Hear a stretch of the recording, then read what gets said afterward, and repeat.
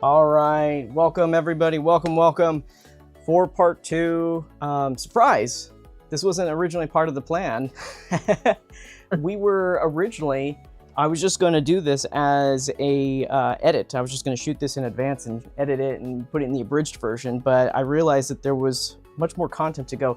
If you guys were watching the stream yesterday, I had to abruptly stop it, so we weren't unfortunately able to finish it. This is the point of this stream, is that we are going to pick up where we left off and finish that. So all we're doing today is we are going to finish up our looks at the 3 different Final Wars Godzilla figures. Then we're going to compare the Gotengo to the old Bandai Gotengo, the 2005 die-cast release. Then we will go into size comparisons, and then we're just gonna have a little fun, relaxed, chill session, Q&A, if you will. So for now, if you have any questions about these figures, you can load them specifically about these figures in the chat. RoboLizard is here, say hi. Hello, everybody. And he will try to capture those questions, anything that's pertaining to the figure that really could use an answer. He'll give you guys the answer, or he'll flag me down and I'll answer those questions right there for you guys. So, but without further ado, unlike the other streams where we kind of putz around, we're just going to get right into this and pick up right where we left off, all right? So I do see one question here, though. So I see from, let's see here. So this is from Lola Swell. So that's Godzilla Final Wars. I heard about that guy. He's more popular, isn't he? I think he is pretty popular among the younger fans out there.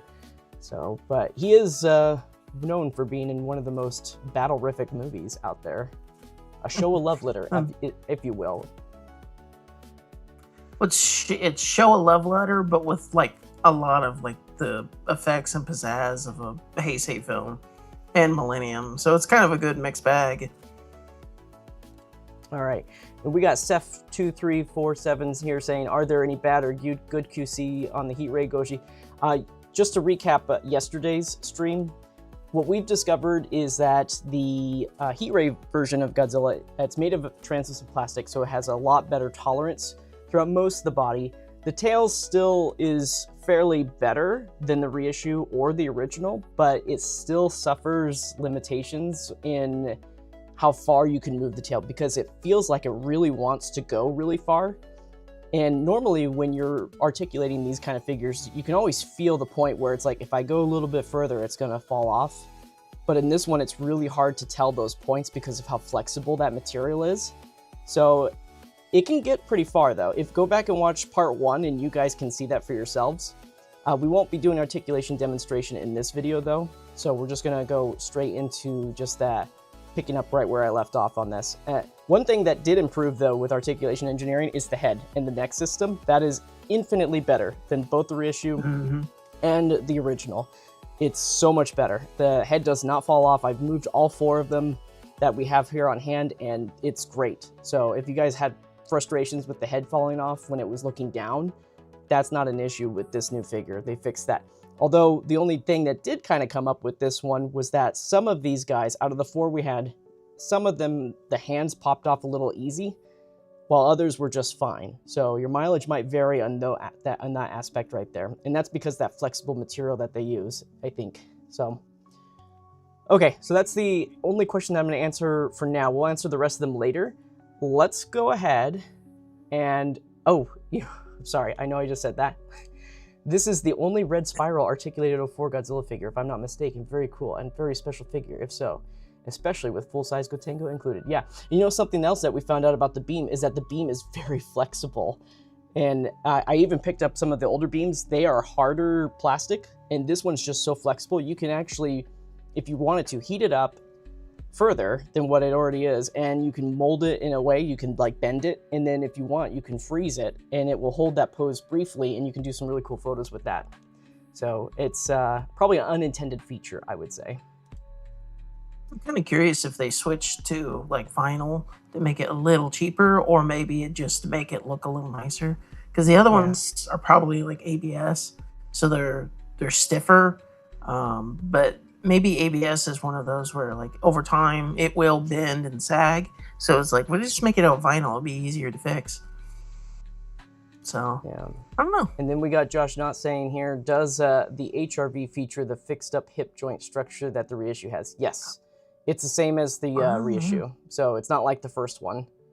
Yeah, you can even see that. If you're looking at the screen right now, you can see how the first one sits further down into the crotch, whereas the reissue and the heat ray version, you can see that they're both placed in the same spot. So it's so interesting. I don't know if it's like that for the original. I don't still know if that's all the way around for everybody's figures or if it was just mine, because I haven't seen any other people post theirs of their originals. But at least for mine, it's sunken down further into the sculpt, and so it's a little bit shorter because of that. Okay, let's get into it, guys. So we're picking up right where we left off, and I do see the chat over here, so if I do see anything that pops up, I will go ahead and try to answer it if I can. If I miss it, RoboLizard will be able to pick up the slack here. So here we have the original right here, and then we have our heat ray in the middle, and then we have our reissue on the right side. One thing that we noted, and I'll demonstrate this just one last time for everybody, just so we have the catch up right here. You know, this one, I've Kiki fixed the original right here, so the head does move okay for the most part, but it still kind of falls off if you go down too far. But other than that, that's kind of it. That's as far as you can move that head down before it goes off. This is Kiki fixed, by the way. The reissue, when I first had this, it was fine. It didn't fall off, but because of overtime and just being in a warm apartment kind of thing, it did fall off pretty easily in last night's stream. But what I did earlier today was I stuck some needle nose pliers into the sockets, and that really seemed to fix it now. So it's not falling off easily like it was yesterday. So I'm able to move that down. However, the heat ray version, like, you know, I'm not being too gentle with this at all, and it's really movable. So you don't have to really worry about that. And you can get this guy to really look far down. Look at that. You couldn't do that with this guy right here. So well, that's something especially that's a when little different. This is a heat ray version, so having to kind of mess with like all of the, you know, you're trying to put the beam in the mouth. If the head kept falling off, it'd be such a pain in the butt. Let's see here. We got Seth23747. Just some random question. What do you think is the best figure of the three? You know, honestly, it's so subjective when you say the best one, right? If you're asking for me what I'm thinking of what the best one is in terms of the coloration, you know, and the overall look, I prefer the reissue because I'm not a big fan of the heat ray kind of stuff in general. Like, it's cool, but I like the standard one, and I don't really like the coloration on this guy right here on the original. So definitely I prefer the reissue overall. But the joint improvements in the head alone on this guy and other areas is significant, and so this makes this a really great figure. I think if you had problems with these two, you're really going to like this one for the most part. So I'll leave it at that. If you, actually one other thing, if you prefer cohesiveness, if you don't like the blue-green color on this guy right here on the reissue, these two, the original and the new one, they're more cohesive. They're that charcoal black-gray. The difference is that the original has a matte finish, the reissue has a matte finish. This is a semi-gloss coating on here, and it's supposed to be like that as it is kind of reflecting. It's supposed to emulate reflecting that heat ray light source. So I'm not a big fan when they do that kind of stuff, but it is. No. I'll say, though, that the heat ray version is probably, in terms of like value, if you wanted a version, like the definitive version for Final Wars, and you're not really necessarily too concerned about the color, I would say that the heat ray one is the better one to get, because you get the beam, you get Gotengo. It's a pretty cohesive little set. So, yeah, it's a heat ray, but it's the final battle heat ray. And if you do want to get Kaiser, then yeah, it's a good one to have. Absolutely. So, but yeah, really quick, we're going to get the beam out here in just a second for these guys, and let's go ahead and get this all posed up. And get this mouth up open here. So I didn't get to really display this until like the very end of yesterday's stream, but this is what Godzilla looks like with the heat ray fully inserted. It's important when you guys put this in there. It can only go in one way. Obviously, if you're using the stand, it can go in one way. But you can't get Godzilla to pose by himself without the beam and the stand together. So that's just going to have to be like a together kind of thing. So, but other than that, I think they go really well together. And one of the concerns that we had yesterday was just how they painted the teeth in the back row. And the big question was, you know, does it make more sense with the beam inserted? So overall, I mean, that's what its goal is, right? So let me move this a little bit closer so we can get a better look at this. So Daniel Dickerson, 4838, says, looking at his original Final Wars figure, it doesn't appear like it sags down in the waist super far, but he thinks he could be mistaken. So maybe it's just your copy that's I tell saggy. you what, Daniel, if you are on Instagram, I think you are. I think I've seen you there. But if you are, DM me a picture of your Final Wars. I'd like to take a look at that myself. Okay, so this is what it looks like with the beam inserted into its mouth. It goes all the way in like that. There is a little divot where the tongue goes underneath that, on the inside of it right there. You know, in the way that we're looking at this right now, I can definitely see why the teeth are painted the way they are. Let's see if we can get them a little bit closer. Yeah, I was actually kind of noticing that myself. I was like, wait, now the teeth make sense. Yeah, yeah, it does make a little bit more sense. So let me bring this down a little bit. So one of the things that we noted yesterday was that when you take the beam out, it's kind of an abrupt kind of thing with the teeth, right? So the teeth, it's just all of a sudden really yellow in the back, and then the front teeth are fine. So granted, this figure is supposed to be, you know, posed with the beam in its mouth. That's the whole idea of it, right? So when we insert the beam now into that mouth, you know, it's obvious that they're emulating the light from that, the glow effect, I should say. So now that we put that in there, now those yellow teeth make sense, right? So is it like that on the other side? It is. Let's flip it around. Let's flip it around. Yeah. So when we flip it around on the other side,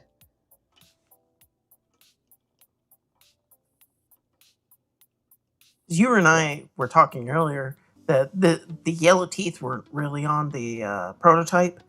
So it was like, why did they change it? And now it kind of makes sense. Yeah, so I went back and actually looked at the prototype after we streamed it yesterday, and I definitely saw that it was there, but it was very subtly done. That's the difference. And this time it's just not on the factory version. It's not so subtle. It's very obvious that they're yellow. But when you see the beam right here, the beam is touching those teeth essentially.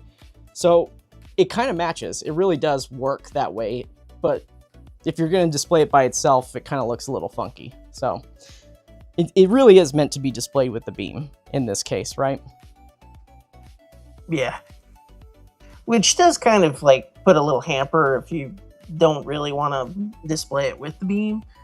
But, you know, hey, it is what it is. Yeah. So, but yeah, that's exactly how it goes on the figure itself right there. So let me zoom back out for y'all so you guys can see it again. The beam is very flexible. I'm going to demonstrate it for today's viewers so that you guys can see what it looks like. So this beam, look at this. It's very, very malleable. It's not as hot as it was yesterday in my place, but it's very movable. If you wanted to do some extra photography with this, you could just heat this up, get this to really bend in a direction. You can stick it in the freezer and you can, it'll hold its pose for a good amount of time after you take it out of the freezer. So if you wanted to do like a bend, or if you wanted to do a curve kind of effect, you know, you could easily have it do those kind of things. So you can get really creative with this. Unlike the other beam effects, they don't do that really. They're just kind of solid plastic, but for some reason this one's got that little bend to it. So it's pretty cool. So, but yeah. Admittedly, the way that they've got it arranged, it doesn't look like the beam, you know, especially if you've got it, the end inserted into his mouth, it doesn't look like it's gonna just keep on sagging the whole time. Like, so it's not, sagging risk is not as scary. Yeah, you don't really have to worry too much about that right there. So, but that is Godzilla 2004 Heat Ray version with the beam effect right there. So let's get into the Gotengo and comparing that with the 2005 die-cast version. So let's put these guys to the side. So here is the Gotengo that comes with it. And then here is our Gotengo. Now this one doesn't have a hole in it underneath, so it's got a specialized stand that kind of comes with the whole set. So let me get these more in the shot here for y'all. So here they are. Here's the differences between these guys right here. So, holy screw hole, Batman. Yeah. So one of the big differences. Let me move these lights back so there's less reflection too.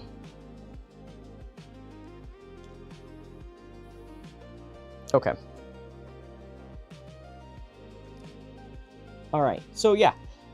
So one of the big things to note about these guys. Oh, you know what? I wasn't recording. I should have recorded. 1 second, guys. Whoop whoop. I forgot to do my local recording. 1 second. Okay, I once shot a YouTube video with a guy and he talked for 15 minutes and I forgot to hit record once. That's okay. This is the more important part for this second video, is this part of the comparison anyway. So I'm going to take these out and put them back in the frame. Okay, there we go. This is for our abridged copy.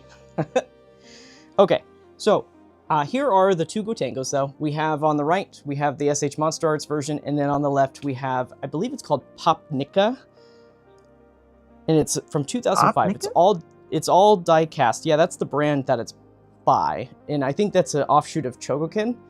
But I believe at the point of the one on the left, the die cast version, it's more or less more of a toy, display toy kind of thing. So.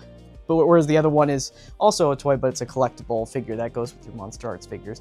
The difference is one's made out of plastic and one is mostly made, like 95% of it is made from die-cast material. So there's a couple parts where there isn't die-cast on it, and we'll go over that in a second. But I know right off the bat, people look at it and they're like, oh, I love the red on the die-cast version. There is some red on the MonsterArts version. It's just more subtle on the sides. You can see it a lot more in person, but underneath it, I'll get really close here for you guys right here. Underneath the Gotengo here, it does have a red line underneath that. Sorry, I got the table in the way, so it's kind of in the... Yeah, but there's a red line underneath that right there, and it's pretty solid all the way through. But it's more subtle, and I actually prefer this on the MonsterArts version. On the Bandai die-cast version right there, it's actually very sloppily applied, in my opinion. It's just like somebody took an airbrush and got so close to it, and it just went straight down the line, and it's so squiggly and everything. So, but that's to each their own, right? Kind of makes me think of like a Matchbox or a Hot Wheels a little bit. It's, it's probably beefier, maybe meant for kids a bit. I could take a beating, but yeah, it's not meant to be sit on your shelf and look as pretty as possible. Yeah. So one of the big differences too is that obviously the paint on this is very shiny, very glossy, whereas this one's a matte coating. It's like a matte metallic candy kind of coating on top of it. So one of the big differences between the two as well is the drill tips. The drill tip is much more defined on the MonsterArts version, and the drill tip on the die-cast version is kind of stubby looking. And then, believe it or not, it's also made out of plastic. It's not actually metal, probably for a good reason, right? They don't want children to stab people with their Gotengo, so... Oh man, I wanted... But both of them spin though. So like the die-cast version right here, it spins as well. So does, the MonsterArts. But the MonsterArts is actually sharper in detail, despite being made out of plastic. It's also got better paint application on there, where this is just kind of like, it's just one color. It's just plastic. It's not even painted really. It's just like a dyed plastic from mold injection, and then that's basically it. This has gunmetal paint in between the ridges, where it's more of a silver on the outside, so it has a little bit more extra paint on there. The other things to note is the overall proportions are very different. Doesn't look like it at first glance, but when you really get into it, the MonsterArts is way more lean, especially and sharper in certain areas. Like the tip of the top right here is very sharp. It's more lean in the body, where this very, very rounded and large in the die-cast version right there. So, and interestingly enough, these little fins in the back of the die-cast, they're made of rubber. So longevity has not been... What's that? I was gonna say that kind of makes it feel more like a Hot Wheels. Yeah. So the backside of this, I was noticing when I was doing some photos I sent to some people just as like a quick comparison. The backside was just kind of warped on the diecast version. I was like, why is it like that? And then I touched it, and I was like, oh, it's made out of rubber, and I can already see that it's deteriorating after some time now. So these little fins on the back, they're made out of rubber, and you know they're deteriorating already. Just this is figures have been out since 2005. The other thing is that these are these little sides right here. They're also movable, but they move very differently compared to the ones on the MonsterArts. What's different is that these don't lift up and down, but they can fold inward outward like this. So you can fold them inward and out. Whereas the MonsterArts, they're on a actual kind of like a peg ball joint system, and you can lift them up and lift them down, but the flaps don't go inward and outward. They just only go up and down. That's it. So, and interestingly enough, the placement seems to be better on this guy versus this one right here too. So they look like they're similar, but these sit lower, whereas these ones sit more in the middle. So I think this is more accurate though, how it's supposed to look for anybody that cares about accuracy. The fins are also larger. The fins in the back, by the way, are also larger than the ones on the diecast as well. Comparatively, size-wise, these guys are really close to being the same. The MonsterArts one is actually slightly shorter, believe it or not, than this guy right here. It's slightly shorter. It's slightly shorter, but proportions are what is different. But yeah, the MonsterArts is slightly shorter. It's kind of crazy. Because the diecast one is obviously thicker. It looks like it's a little beefier, especially on the main part of the ship. And even that little back piece. So it's like, I would thought it would be a little shorter, like it's been squished a bit. It does look like that, like when you're holding them up and looking at them. But they are when you have them sitting up on their backsides and everything, it's because things are arranged a little differently in the lengths and stuff. So it's just so bizarre. But yeah, this one is it's ever so slightly. It's not by much. I would say it's like maybe 2 centimeters longer than the actual MonsterArts. So, but let's take a closer look at them between the both of them. All right. So I'm going to bring these closer now, and you guys can take a better look here. Goji Guy has joined the stream. Welcome, Goji Guy. Let's see here. We got Dr. Ooh, Dr. Mifune's in the house too. How about that? Dr. Mifune. Yeah. All right. So let's take a closer look at the differences between these guys. So first thing is first, let me bring this down a little bit lower. Okay. So there's the shot of the drill tips right here, and you can see the big difference already, right? One obviously looks more like a plastic toy, and that's the diecast. The diecast parts like that, right? So it definitely has a little bit more there. Let me bring the lights a little bit closer here. Get a little bit more light since these guys are black. It does look like in between the flutes, the little spinny parts, it is like a slightly darker metallic, but it's not as clean as the MonsterArts. Yeah. So we're not going to be able to show them both at the same time when we're doing close-ups. So let's just start with the Gotengo overall, the new one. So the new one right here, you've got a lot of panel marks on it still, but there's a lot of details when you compare it to the diecast version that aren't there. And, I was showing it to somebody else, and somebody had mentioned, it could be a case where the diecast just added details for detail's sake, where there might be some parts that are accurate, but there might just be extra stuff that they decided to add to it because they could get away with that with a die-cast material. But I guys just want you to focus on just kind of some of these areas. You know what? Let's break it up by section, right? So here's the first section. Let's just focus on this first section. All right. From the side view, note you've got one single line, a couple lines right here on the wing panels right there. Note these panels right here on the sides and everything. Now let's compare that to the die-cast version. The die-cast version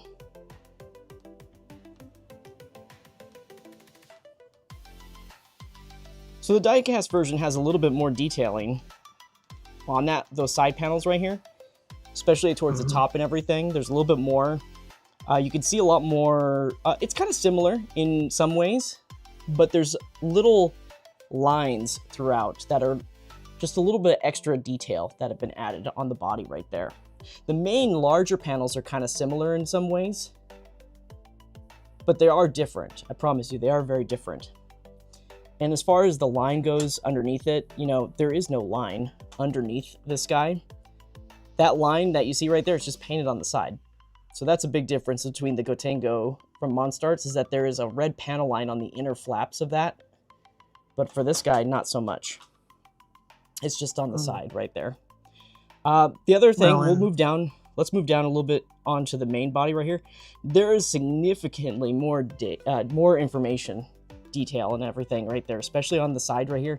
You've got, it's very similar on the MonsterArts, but there's just a little bit more. And the reason why that is like that is because it's die-cast metal. You can mold that kind of stuff in there, whereas with the plastic, a lot of those finer details probably won't pop as much. And I'll show you guys that in just a second. Let me just swap those guys out. I have to go back and forth and raise it and stuff, so. Yeah, if only you could just kind of set them like one above the other kind of thing. Yeah. So you can see like those details are still here on the MonsterArts, but you see how not as detailed. You know, it is cleaner,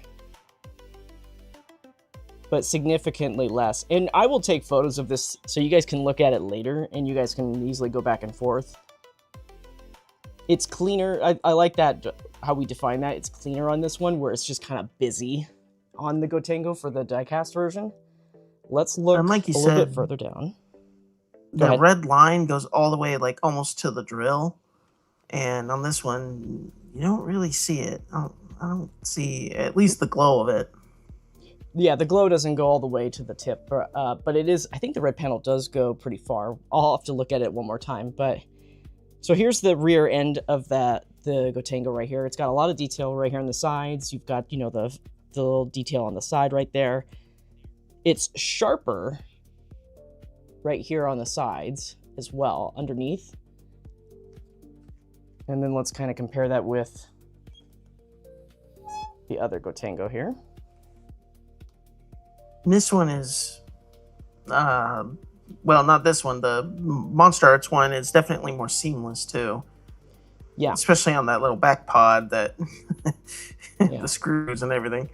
Yep, and that's the other thing with diecast is that it is screwed together, so you're going to get these screw holes in there. It's very different on the backside. It's similar, but it's different. It's not as sharp. It's more rounded, if you will. Same thing with these parts right here. The ridges, they're very rounded at the tips instead of being a sharper kind of thing going on right there. Even right here where it connects, it's much more rounded, whereas the other one's got like some polygonal shape to it. And we're going to just kind of show the back side now. So this is the back side. This is that, oh, by the way, this is the rubber material that I was talking about. It's just, like, it still looks good, but it's starting to show some wear now, especially with the 20 color. Years old. Yeah, so, but that's the back side of the Gotengo right there for the diecast version. I think we can actually mostly get these in the same shot, I think. Nope, one's too high. Yeah, I can't get them in the same. That's okay though. I'll bring the other one in and raise it. So, and then here is the MonsterArts version of that. Oop, went the wrong way. Yeah, so there's our MonsterArts. So you can see it's there's significantly less detail on the back side of it versus the diecast version. But the shape is better too because it's that plastic material, so you don't have to worry about these fins looking a little distorted. So, but it's not as, it's more sharp in these areas, not rounded at all. Let's look at the top side of it, and for this I'll just pick this up and hold it. So let's look at the top of the main Gotengo here. Let me just take it off its stand. I think I can hear the metal kind of clinging a little bit. No, that was the stand just on the glass right there. No metal. It just squeaked. Oh, okay. Yeah, it's just squeaking. So here's the top of the MonsterArts Gotengo. So you've got this right here. That's the panel sides of the top. Pretty clean for the most part. You've got some knobs and some details on the top. I like how smooth it is, because that might be my only quibble about the diecast one, is that it's like panels don't feel as kind of smooth and rounded as they should. And that red does end right here, by the way. Yeah, it doesn't go all the way to the tip. It doesn't go all the way to the tip. But that's something that you won't find, though, on the other Gotengo. There's no red line underneath it. It's just red paint. We did see some of the other ones. The other ones have a lot more red on it than this version does, but there's some red still there. It's just that it's so reflective that it kind of gets lost on camera.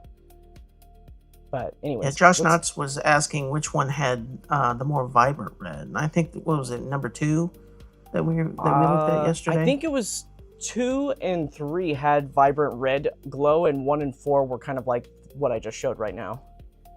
Yeah. So, and then here is the top of the diecast version. So there's just little intricacies that are more present.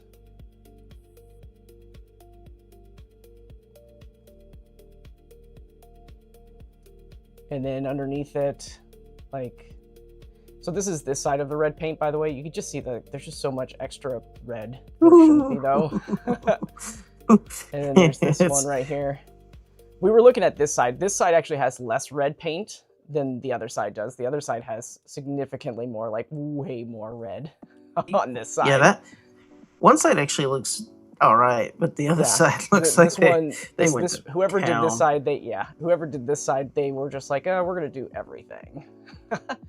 So I'm gonna try and get both of these in the shot at the same time, just kind of facing opposites. So I'm not really digging the gloss. It is very toy-like and not as nice. Yeah. So the greebles are cool, though. I will admit, the greebles are cool. Yeah. So there's just like that extra stuff. Then you look at the top of it too, even on the main part. Like, look how much, look how much detail there is compared to the top of the other one, where the and even like is. The MonsterArts one is kind of simplified, where the other ones takes some panels and makes them like way more detailed. Yeah. There's also some differences in where that ball is. You know, how the distance is. So this is one of those sections where proportions are different. This is actually longer than this one on the diecast. So the MonsterArts control area is longer than this guy. It's also slimmer, where this is more of a rounded arrowhead. This one's kind of really sharp, and this one's kind of got a dull tip on it. But you guys can see the sides right there. You can see all the greebling, how much different it is on the sides. So it's like simplified and clean, but it doesn't look bad. I think if the diecast was able to be a little sharper, maybe would be a little bit nicer looking. Like I said, I do think the greeble does look good, even though it is a little kind of rounded out a bit.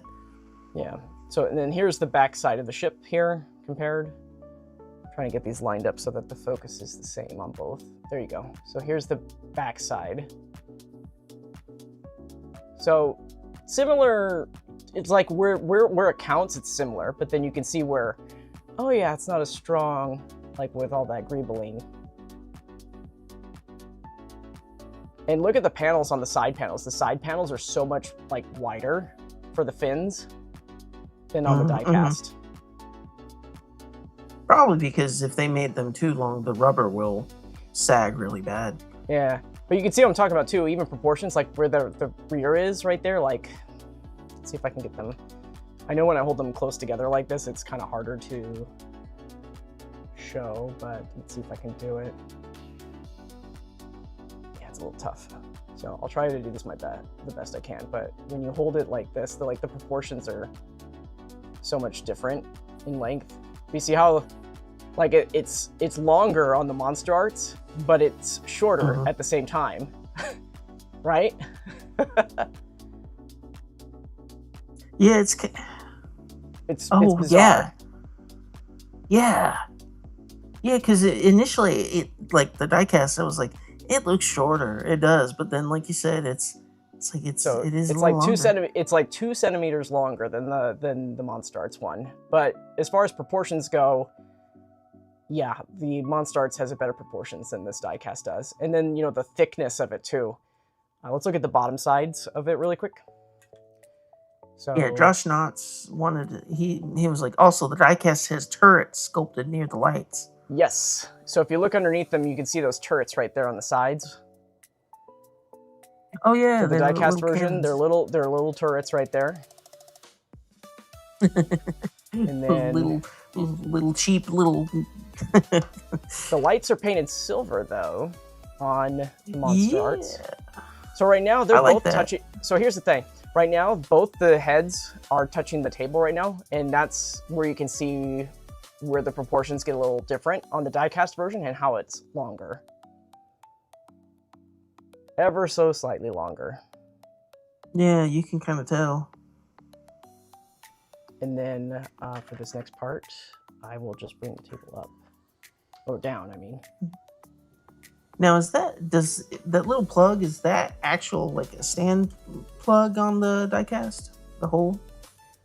I think it's not an actual stand plug. I think that's a screw. But I'm sure you can fit a stand inside of it. It won't fit a Tamashii stand, though. The Tamashii stands are too small. Oh, okay. But that's a screw hole. Ah, okay. Because when I was seeing that, I was like, I was like, hey, look, there's a thing. I wonder where the screws are. Yeah. So here's the bottom side of it right there. And then let me bring it down just a little bit more. Just so you guys can see. And okay, there they are touching. So just it's just ever so tall. It's just ever so slightly taller. It may not even be 2 centimeters based off of what I'm seeing here. It's more like maybe like 1 centimeter. Well, it's kind of trippy because everything's just slightly off from one another. Yeah. And some parts are like way more off. Like that piece on the back end that sticks out on the Monster Arts is way longer than the diecast. Yeah. So let me bring this back up. Just so we can get the side view of these guys here. Yeah, look at the bottom piece too. Like how much further up it is. Yeah. Well, it's like they shrunk that little section. They made it slightly smaller for some reason. Because like the main body is pretty close. There's a few things off, like the little spiky triangle fins. But yeah, that one little section is just short or smaller. Yeah. So there you have it, guys. That's the comparison right there between these guys right here. I have to stand up. That was I was down on my. We were doing some Pilates squats for that right there. Getting your workout. Okay, before we get into size comparisons, are there any other questions about the Gotengos here? Let's look at the chat. Let's see here. Dr. Mifune says, I'll say this. The actual panels on the old one really can't handle much stress or force. Granted, it's 20 plus years old, but age hasn't been kind to that aspect. I agree. Out of the 4 Gotengos, which one has the most more vibrant red? Yeah, so I think we already answered that one. That was like, it was 2 and 3 that had the more vibrant, and 1 and 4 were for more on the sides like that. Let's see here. The die-cast turrets. Yes, we already answered that question too. Okay, yeah, that was more of a statement. Okay. So with that being said, guys, we're going to go right into size comparisons. So I've got a couple of them prepared, and I'm going to bring those out right now to compare with this Godzilla. So chat, feel free to make some requests in there. You know what? I'm just doing this to get it over with because I know it's coming. I know it's coming. What is it? What is it? Because I think it's already there. Happened. It's already there. Oh, it says surrender. Wait, what? What? Did you edit this? Sir, no, I didn't edit it. No, not you. You know what's funny is I thought it said, oh, you know what? There's a translate feature. I didn't know that. So Josh Knott wrote Suko, but when I Suko. clicked on it, it says surrender, and I don't know why. Because this says Suko for me. I can It says, see it. yeah, it says Suko on the screen, but when I click on it, it says surrender. I don't know why. So, but I have Suko here, so we will have him out, and we're just gonna have him sit here and be cradled by Godzilla here. There If that's like a translation into like Japanese, is that it's surrender? It's like, man, that's pathetic, man. Suko, surrender, man. There you go, Josh. Enjoy your baby.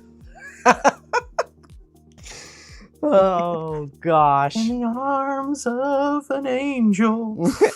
Are you my father? No. Get out of here. You bad daddy. All right, we got Big Boy Godzilla 2000, Godzilla Blast the Little Devil. Oh, gosh. Yeah.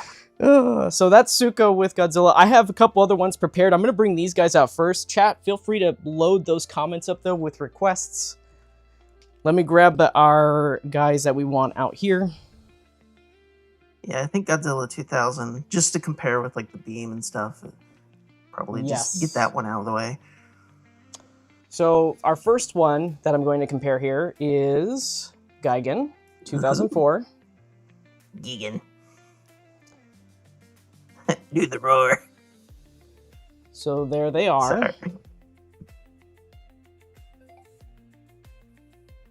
Oh, 1 second, I forgot to silence my phone.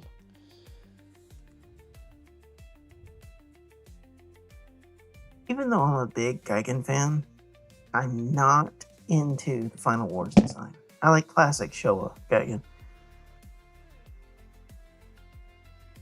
Everybody loves the Final Wars Gigan. Yeah, I mean, it's a really big figure, you know, and Gigan's supposed to be a bigger character after all. But yeah, he's great. I love this figure.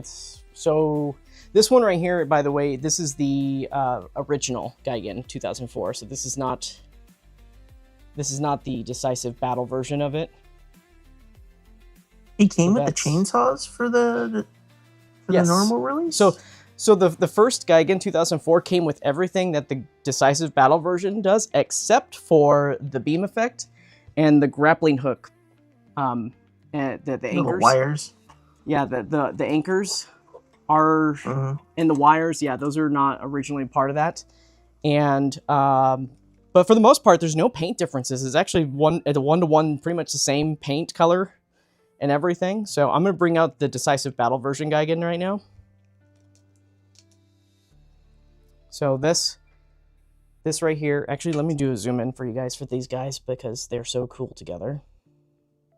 Did it come with a different head? For the Gigan? Yeah. No, it's the same head. There's just a different head tip. The top of the head is swappable, so you can swap out the horn. The horn, okay. Because I was like, I think the horn was when he had the chainsaw hands, but then the other one was a smaller one. Yeah. So, and if anybody doesn't own this figure's so cool because the actual chain, it actually is movable, so you can move this. It's so cool. Wait, what, seriously? Oh, yeah. So if you're into stop motion, you can move the actual chain. See, I was just thinking, I was like, oh man, it'd be neat, but I understand why they wouldn't have done it. They went and did it. Yeah. So it's 100% movable, though. Really cool little feature right there. And then now this is the Great Decisive Battle version right here. Let me just put that one off to the side. So this version of Gigan, this is before he had the head chopped off, so he's got the regular arms and everything. But the difference with the Decisive Battle version Gigan is that it is able to pop off these parts right here, and you can replace them. The normal Gigan, you can't remove these pieces.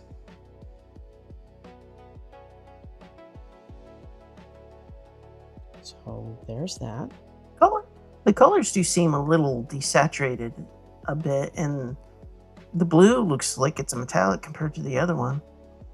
It's the same. I'll bring them back in the shot. Put both of them in there. But yeah, it's basically the same color.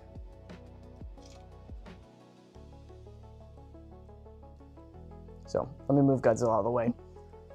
I do like the weathering effects on the metallics, though. Yeah. So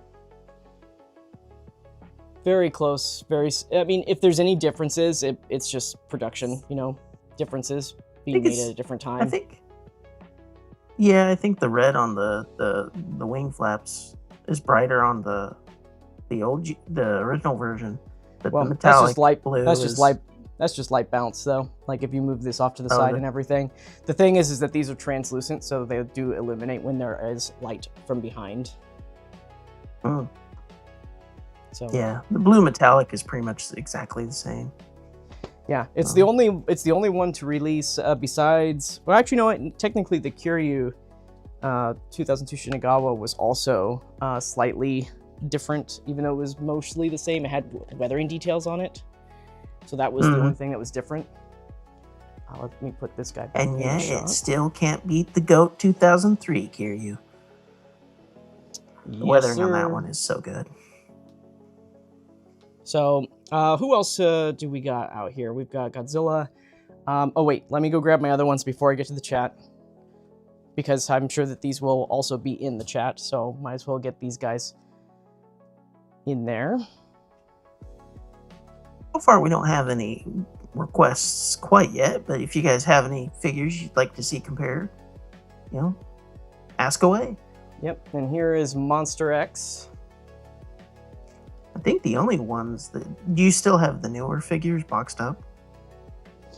Some of them are boxed up still, but some of them I have out. Okay. So here's Monster X with Godzilla 2004.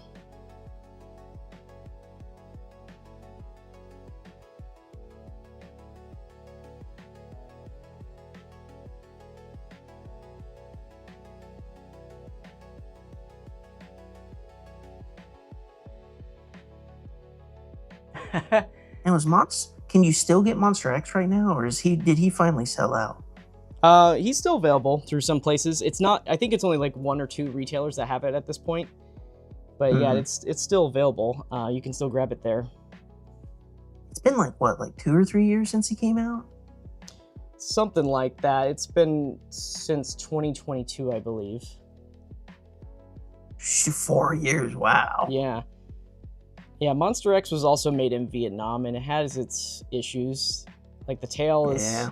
Well, the tail isn't a QC issue as much as it is a design issue, in my opinion. Like, I feel like it could have had more segments, and because of its longer segments, it has difficulty holding certain poses. I'm not having any issues with mine, but I've seen other people's where the tail tips just fall off with the slightest touch and everything, so it's not... It's okay.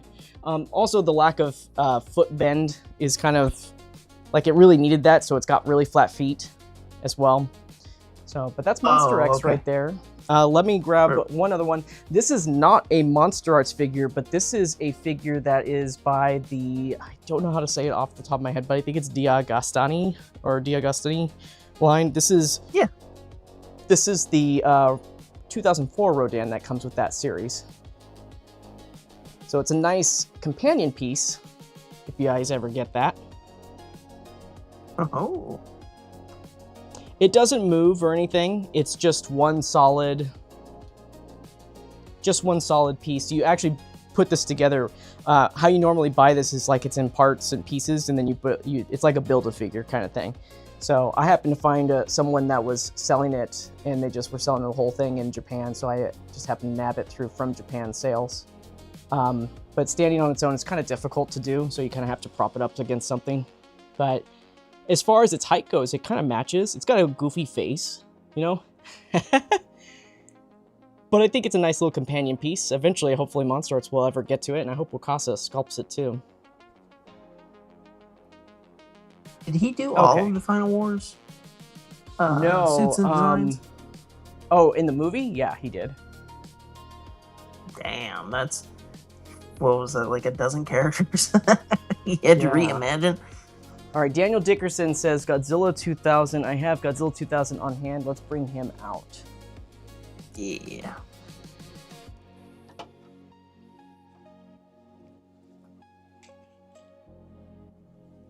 So here's Godzilla 2000. Godzilla 2000's got some meat to him, so it does appear to be like a larger figure by comparison. Yeah, he kind of a bigger head and everything. But he's not taller. That's no, he's just got more beef around him, because that's the thing that Final Wars is more of like a leaner Godzilla, lean, you know. He's more lean lizard fighting machine. Yeah, he's much more lean, but Godzilla 2000, man, I just love this figure. This is like, you know, up until this figure's release, I did not have a favorite Godzilla in this line, you know? I just didn't. It was the other monsters that were my favorites, but now that this figure's out, like, this is my favorite Godzilla of the line right now. It's just so good. I can't blame you. It's one of the few that, like, I still have a desire to pick up and just fiddle with and play with. It's just fun. It's just a fun figure. And, you know, it's that people quibble about little details and whatnot, but like it's just too much fun. Yeah, I think the only thing that could dethrone it is if they could do a Heisei 2.0 with all of that engineering. Obviously, it's like Heisei is so iconic and so like it's the definitive Godzilla for many people. So I'm like, oh, please, just do it. Just do it. Is it just me, or do I see a request for, what did they call that? The Galaxy Anguirus? What's the joke these days? Oh, what's it? Space Gravity Anguirus? Space Godzilla. Yeah, Gravity Anguirus, that's what it was. All right, I'm bringing out Gravity Anguirus right now, guys. Gravity Anguirus. Yeah, so here's Anguirus with Godzilla 2004. Confirmed for Supernova. Yeah, spoilers. Here they are. You're seeing it first here. It's the S.H.MonsterArts Galaxy Anguirus. There you go. Look at them. They look like they're pals. They really do. I love it. They go so well together. I think it's because it's got the tall, you know, smart guy, and then the short, like, gruff dude aesthetic going on there. We have an Abba and Costello relationship. Is that what's happening here? Yeah, exactly. Laurel and Hardy sort of thing. Mm-hmm. One's the goofy goober, and the other one thinks he's smarter than he really is. We just need a 2004 Anguirus. Can I get an amen? See, I'm not big on I think the only thing, maybe, well, Mothra. But Mothra from that movie is the same as Tokyo SOS, isn't she? It's like the same. Yeah, it's the same puppet. Yeah, I think it had some touch-ups because obviously it was damaged in the other one, but yeah, it did blow up in the last movie. No, I'm thinking of 2001. Thinking of 2001. Well, it did catch fire in Final Wars. That's true. Actually, that is true. No, I'm sorry. It blew up in Final Wars, but it caught fire it was eviscerated in Tokyo SOS. Well, I was thinking of GMK. Oh, that's a different one. That's different. Yeah, that was a different one. We didn't even talk about GMK. Not on this channel. All right, here's 2004 compared to 1972. Probably the only other figure that would have similar articulation. Kind of. I mean, 2004 is just way more articulated. Like, this guy's, not to knock on this one's articulation, like, it is really good, but you just can't compare the flexibility of Final Wars to any of these figures. Like, Final Wars has more flexibility than even 2000 when it comes to certain poses. 2000 has its edges over the tail, though. Like, the tail articulation is, like, phenomenal. Mm-hmm. And that's because of I think it's because of the plastic that's used. The plastic is a harder plastic. It's not as malleable as the 2004 is. And I think that helps with that style of tail hold that pose a lot better. But there are some things that you cannot do with the legs. Like, the legs of 2004 is so much more flexible than you could ever hope for 2000. So it does beat it in some aspects. So let's zoom in there.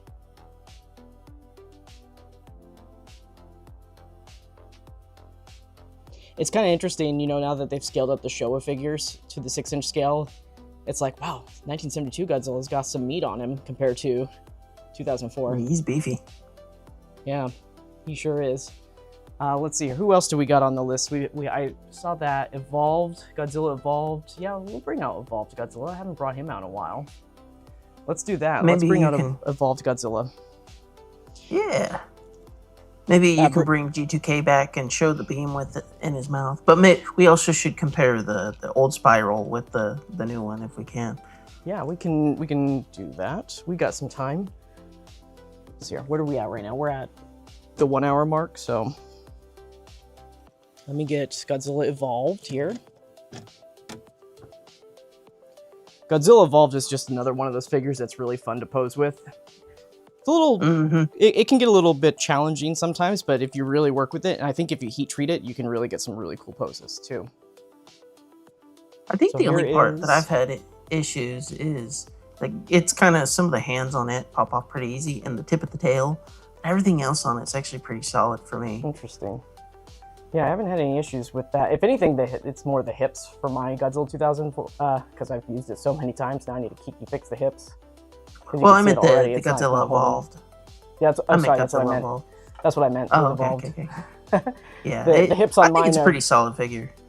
There we go. Yeah, so here is Evolved.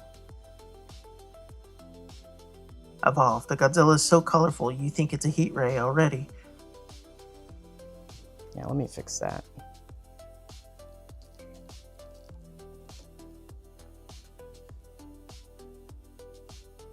So I've got his knees pretty bent right now, and let me just get him to stand up straight. There we go. Now he's more of like the same height.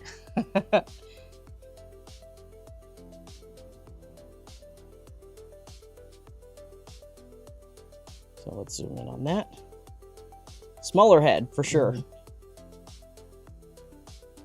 Yeah, absolutely. That's kind of the downside with... It seems like they give them smaller teeth and smaller eyes and smaller heads for these designs. It's like, come on, guys. It's hard to do those. It's hard to manufacture those. Let's see here. Looking at the chat here, we've got... Yeah, Josh got a question about Evo. 2004 Godzilla would be great. Where it's the blue version, Mount Fuji version, sure. Can you put him in Dr. Godzilla 1972? Who's him? Because I think I already did that with 1972. Let's see here, Godzilla 2000, need to love me, sure. Amen, 2004. There it is, yeah. Heat Ray, there we go. Heat Ray GMK, let's bring that guy out. I've been bringing out the normal one for a bit, so let's see if I can get that one.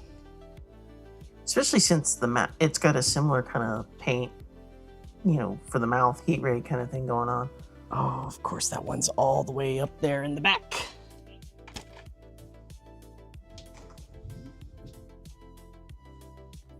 One second.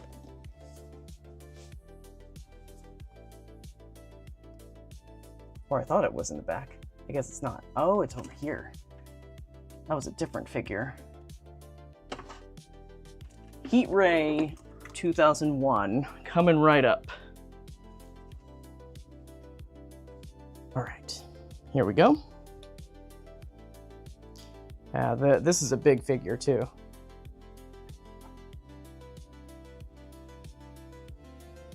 So there's our Heat Ray.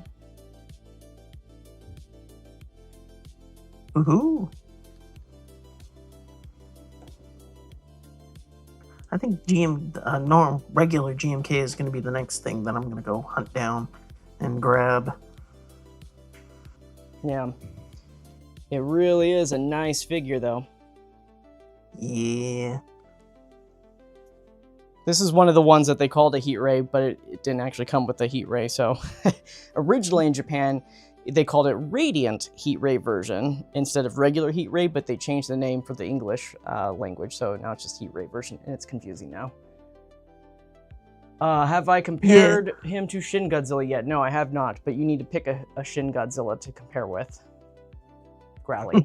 All of them. Do all of them. Just one. You only get one. Oh, look at that. Godzilla 94. Yeah, we can make that happen. Let me zoom in Yeah, on this old guy school. first. Let me Do you zoom in keep on your this guy. 94 in like a little box? It's separate from everybody. It's No, a special. it's actually front and center in the middle of the display as the first figure. No, this And still then works. That makes And it then special. it's surrounded by the figures that came right after it. So it's got Mecha Godzilla, Rodan, Fire Rodan, and Space Godzilla, Little Godzilla. Kind of has a little Heisei shelf. It's more of just a release order. Mm-hmm. What does the inside of GMK's mouth look like, though? Is it metallic? Is it like a blue metallic? It's a metallic like blue. Okay, see, I think that looks a little nicer than what they did with Yeah, but you know what? So it's a metallic blue, but it was supposed to have a lot of white in it. So that was the promo had a nice white transitioning to that metallic blue, but the white didn't make it into the factory version of it, unfortunately.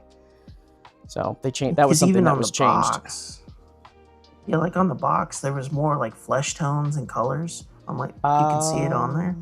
90. Somebody was asking about 94, right? Yes.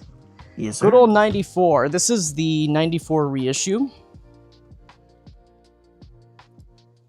The plebeian edition. There you go. There's the 94 reissue.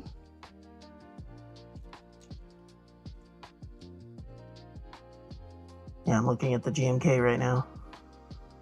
The heat ray version, and yeah, you're right. His mouth was supposed to have like this big white, white in it. I do like the blue though. You know what? I forgot to change my batteries on my lights. Let me do that really quick, everybody, because this was leftover from shooting yesterday, and I totally forgot about doing this. So give me 1 second. I'm going to swap these batteries out for my large keys. Yeah, look at that handsome little fella. I think 94's the ID decals are probably the best out of all the other Monster Arts. Like the eyes are just so like striking for that figure. I think maybe Burning Godzilla, but a lot of people don't like how the Ultimate Burning Godzilla's ID decals are better than the original Burning Godzillas. The original Burning Godzillas, I don't know what's going on there, but there's like, I don't know, it's a weird pattern design that's kind of broken up, and I don't know, I don't like it. If you ever go back and look at my comparison photos, you can see what I'm talking about. Yeah, because I think the original, they're trying to match it to like how the suit looked under like kind of typical lighting for the movie. Because they're like red with, orange, yellow irises. But, all right, there we go. Yeah. Okay. Sorry about that. We're back with that. So here's 94.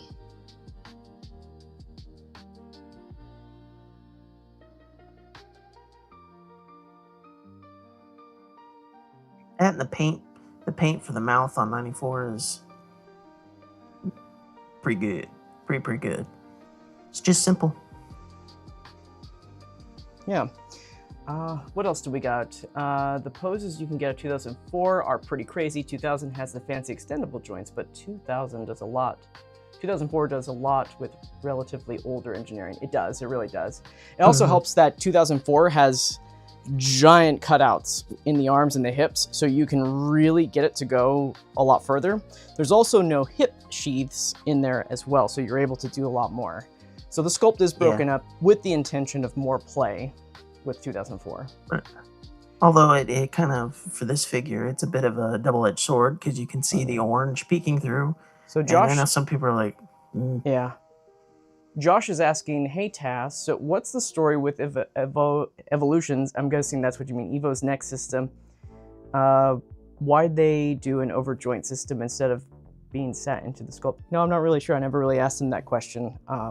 That's something that maybe if you remind me for Comic-Con, I can ask them about that. So we'll see. The thing is that they've got different people working in there, so they may not know the answer anymore. It's different leadership that's at Monster Arts right now. So the team that worked on it before is probably the ones that knew the answer.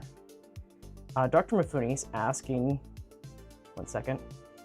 This is a bit of a random question, but how does the floating neck piece in the middle of the neck feel on the new one? I feel the first version had a very loose feel to it. It's still a very loose feel because it is a floating piece, you know? It's not going to, like, if you're going to compare this, like, it's loose, you know?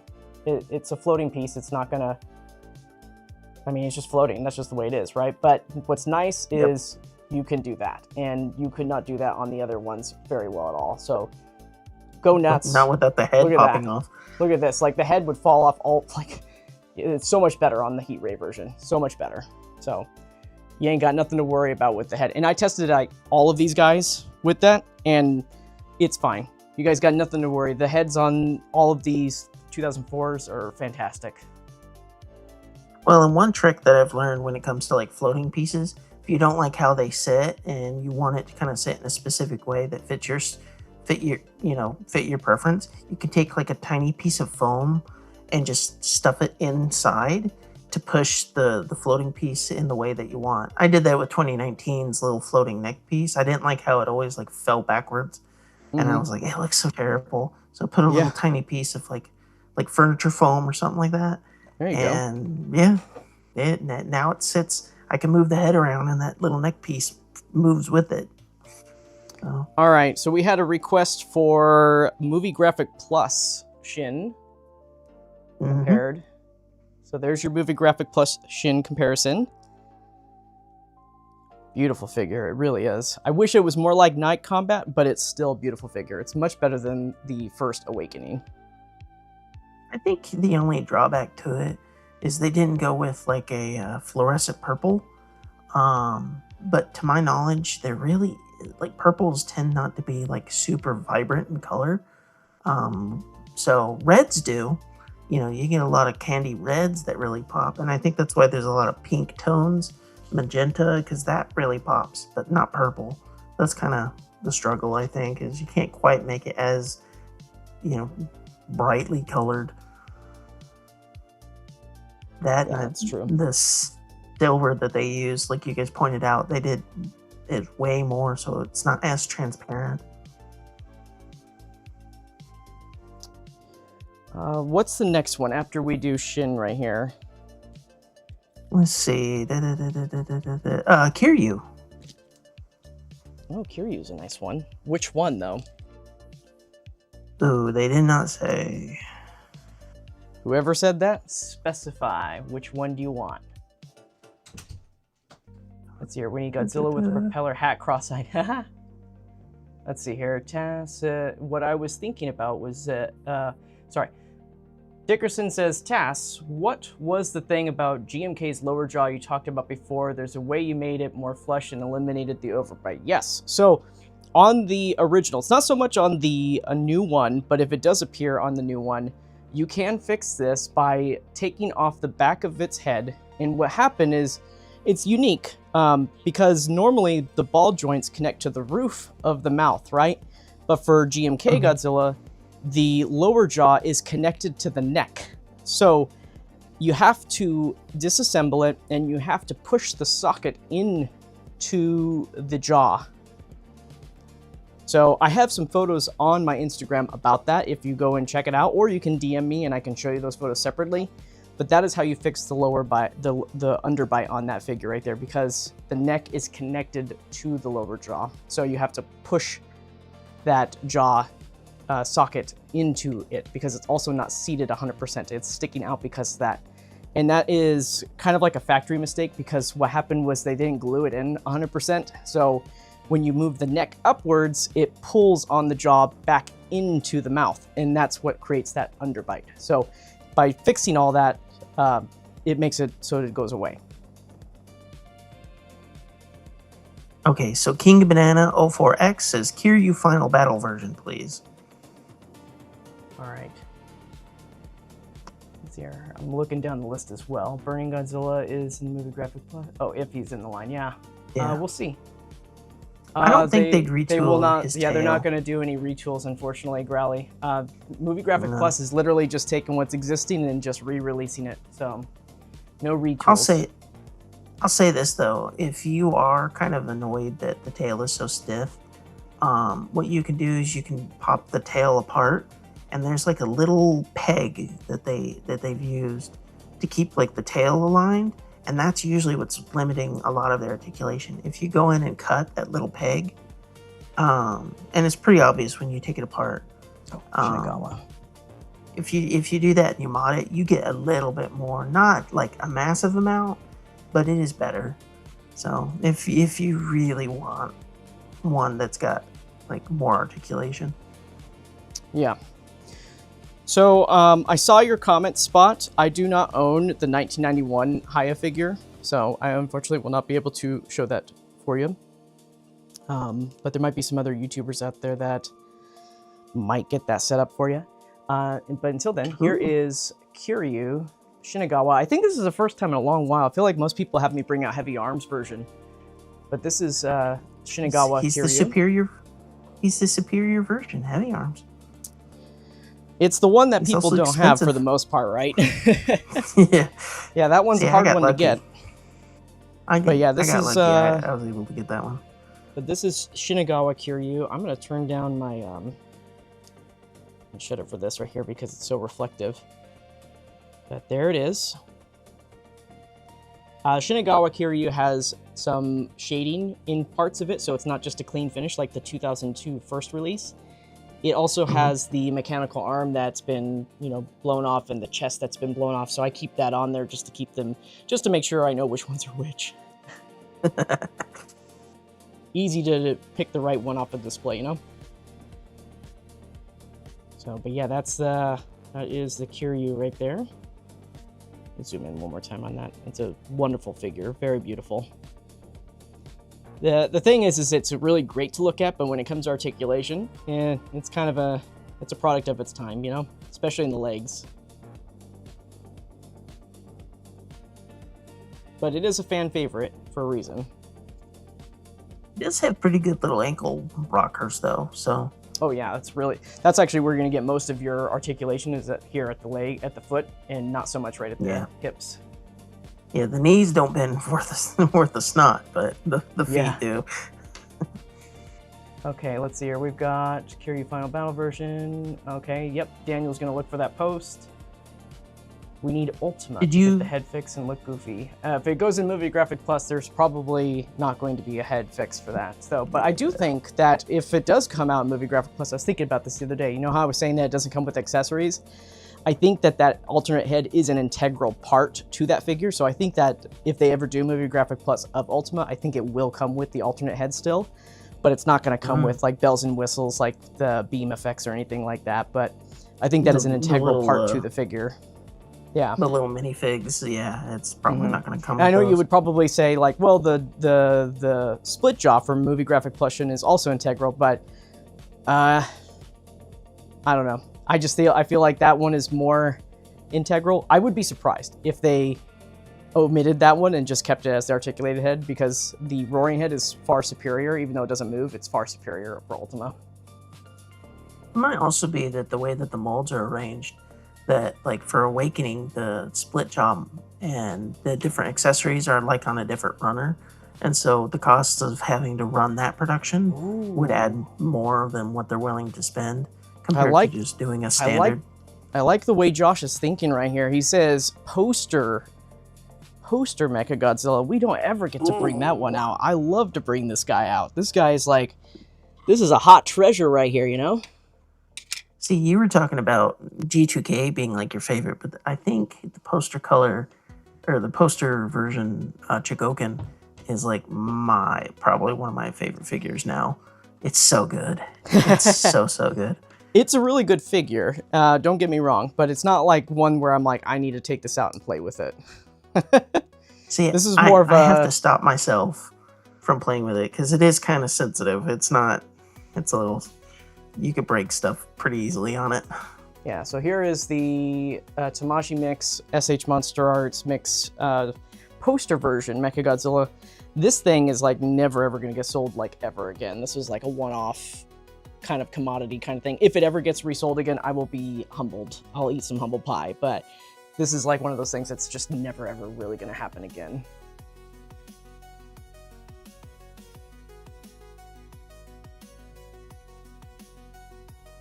zoom in and take a closer look.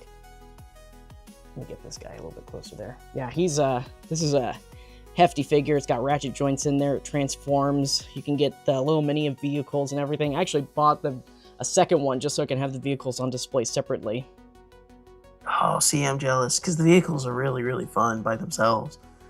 You know, I think that's the reason why I think it's like the perfect toy for me. It's literally a robot lizard tank airplane. You know, like it's like every cool thing you can imagine. Godzilla, you know. You know, I haven't brought those out before. Let me see if they're accessible since I have them. Ooh, we got a Biollante special color request. 1 second, everyone. I'm grabbing something else here. I have to be very, very careful. Yeah, those... I am kind of happy, though, that they did make some parts out of a rubber or a vinyl so that they just don't snap. Alright. So, for the first time, I am bringing these out all together because I've never done this before. But like I said, I bought a second set, so I'm going to show you guys what these look like when they're each individually transformed out here.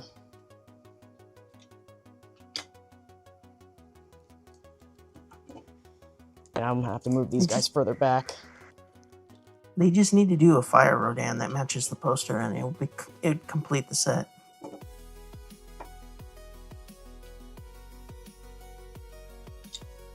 Yep. So... crazy that this was originally going to be Garuda right here, right?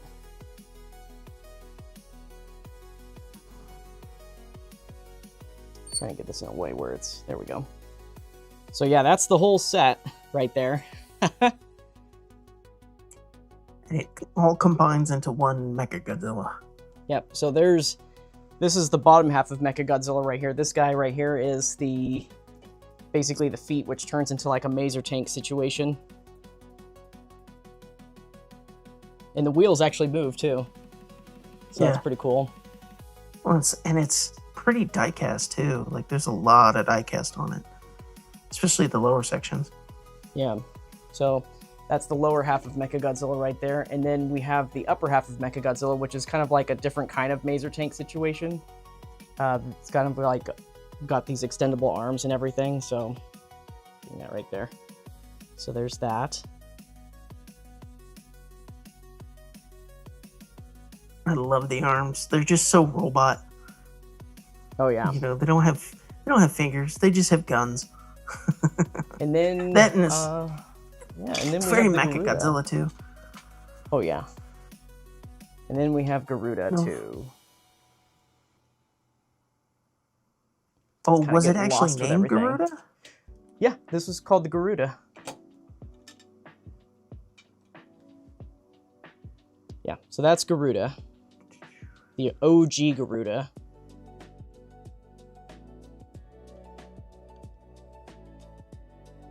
And the cockpit was right there at the top.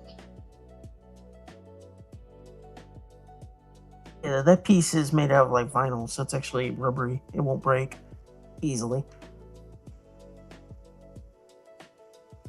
Very cool figure.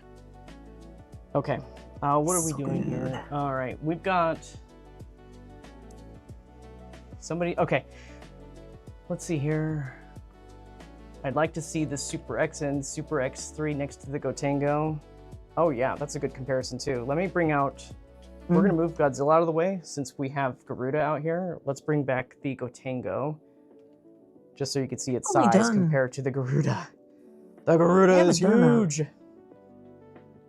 They haven't done a regular Super X, have they? They've only done 2 and 3. Yes, that's correct. They've only done 2 and 3. So there's Garuda compared to... Yeah, there's Garuda compared to the Gotengo. Let me see if I have Super X and Super X3 somewhere over in here. I think I do. I know I have the Super X available. I don't remember what I did with my Super X3 though.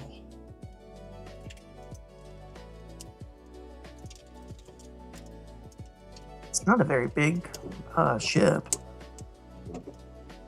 compared to like Gotengo. Yeah, when you see the Super X, you're gonna be like, oh my. It's quite more small. or less just it's like the size of an oversized bomber, more or less. Yeah. So, yeah, if you were to compare the Super X, let me get the Gotengo out of here, or sorry, the Garuda. But yeah, Super X compared to, just do it like this so you guys can see the size.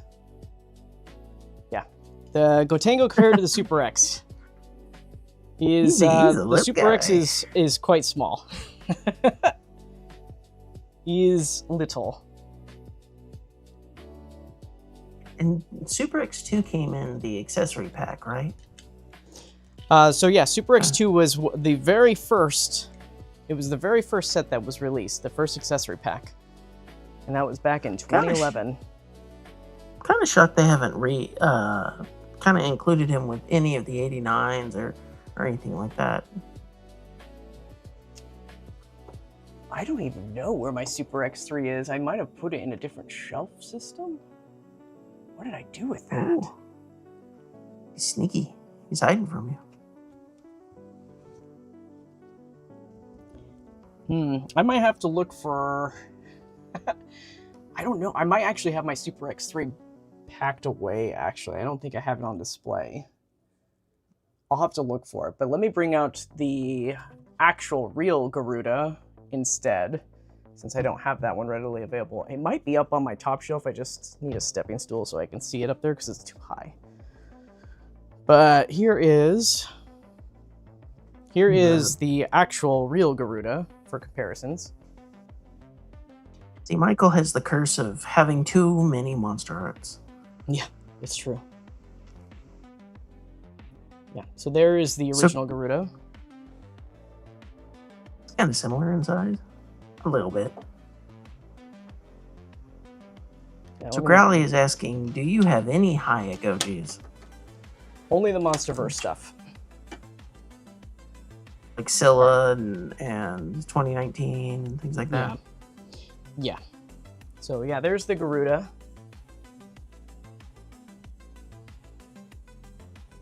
The Garuda is much larger. I kind of like the way that you just displayed that because you can see the logo and everything. Oh, this right here? Yeah, so this is, if you have the original Garuda, it does have a logo on the pedestal for the G-Force. Yeah, I think the Fire Rodan comes with like 2 of them. It comes with like 3 stand adapters, which they give you 2. Well, I think it's for each. You get 1 for Rodan, 1 for Rodan's beam, and 1 for the Spiral Heat Ray, right? It's kind of the idea. Something like that. Yeah, and 2 of them have like a pterodactyl like thing going on the little base. I just saw a request and I just came over to my display and now I forgot what it was. Oh, 91. 91. Let me grab 91. All right, we're going to do 2 more, guys. We're going to do 2 more size comparisons, and then we're going to show off the beams, the differences in beams. Ooh. And then we're going to knock it out with a little small Q&A session. Just a wee one. Just a tiny. Just a little. All right, so here is Godzilla 91. And let me get the Gotengo out of the way. And we'll put Final Wars back in the shot here. So 91 is my favorite Heisei Monster Arts figure currently. Oh yeah? Mainly just because of the tail. I like how flexible the tail is. Oh yeah, it's the best Heisei tail for sure. Mm-hmm. So, but there's 91.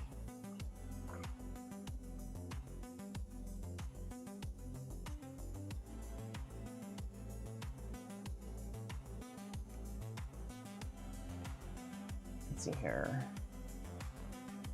Yeah, the Gotengo stand is very nice. It's very sturdy. You don't have to worry about it falling apart or anything like that. You just move. Ooh! Josh Knotts has a good request. Yeah, let's see here. How does Gotengo compare? Oh yeah, let's yeah. I'll bring that out, sure. I like that. Sure. That was a good one. Let's bring that out.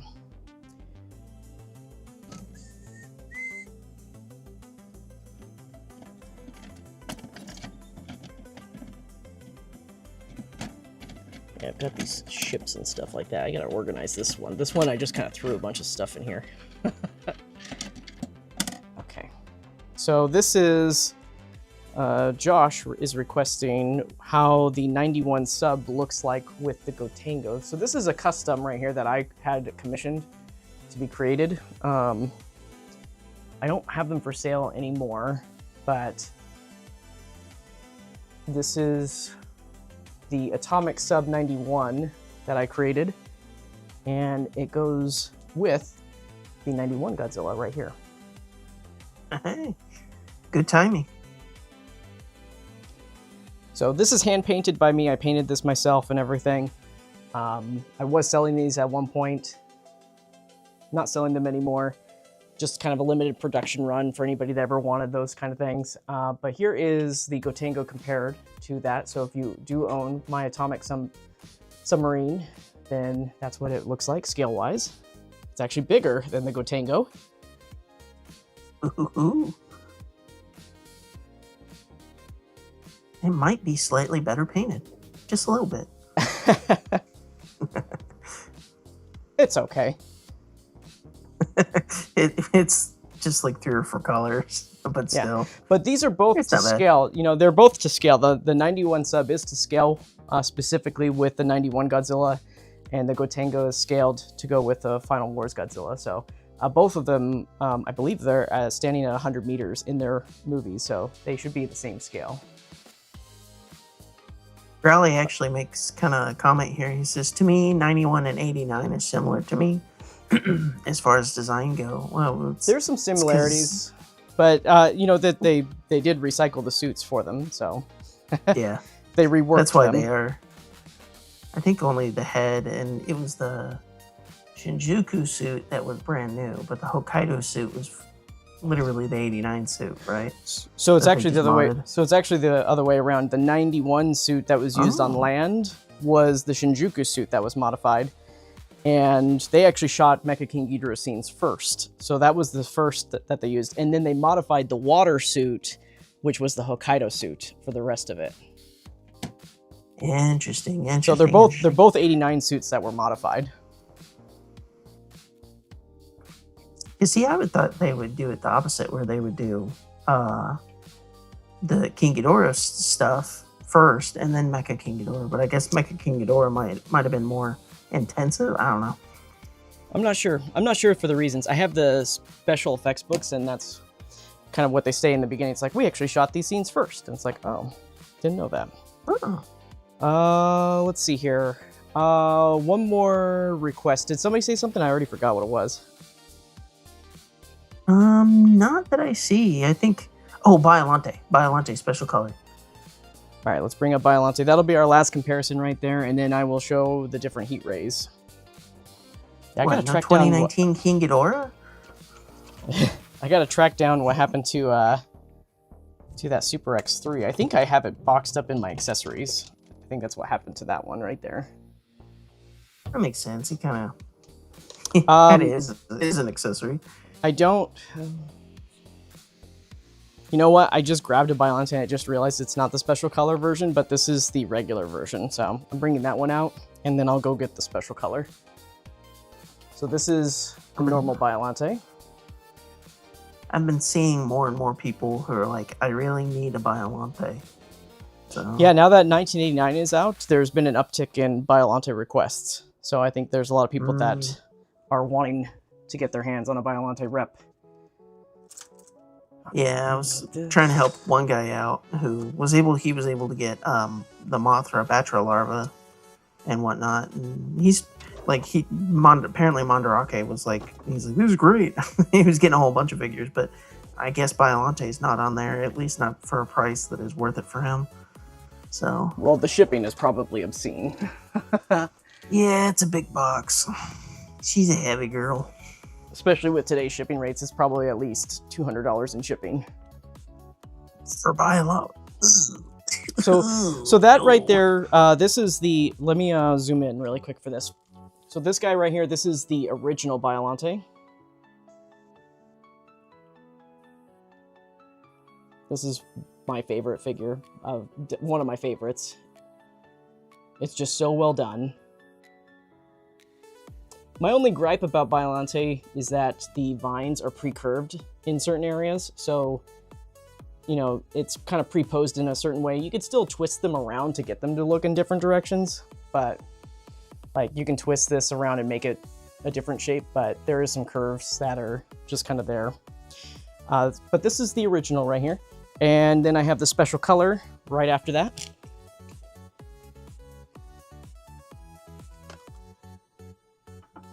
So here's the special color.